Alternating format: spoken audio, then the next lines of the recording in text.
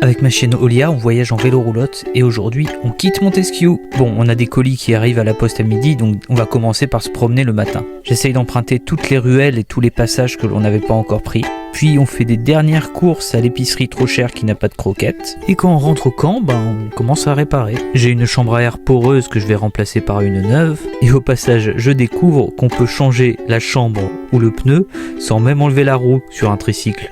Ce qui tombe très bien parce que je sais pas enlever la roue. Après, je prépare un tube de chaîne en chauffant et en élargissant les extrémités. Comme ça, la chaîne touchera moins les bords quand elle passera. Puis j'installe ce tube de chaîne. Alors la position, elle est pas très confortable, mais on y arrive quand même. Ensuite, on fait un petit tour du village pour tester les modifications, mais sans la roulotte évidemment. On en profite même pour faire un petit peu de hors-piste. Avec des pneus route et sans suspension, franchement, je conseille pas.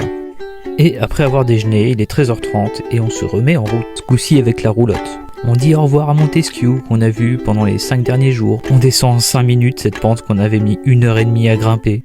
Et puis on reprend la route. Alors Google Maps nous promet que ce sera principalement plat et qu'on va même plus descendre que monter. Alors Google, mais c'est quoi cette descente ?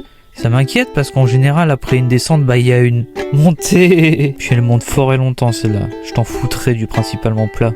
Ça monte tellement fort que je suis obligé de prendre des pauses. Et Olia, qui ne me fait jamais câlin d'habitude, se dit que là je dois être en train de mourir et qu'elle doit faire une exception. Ce qui est bien avec les montées, c'est qu'elles finissent toujours par se transformer en descente, n'en déplaise aux platistes.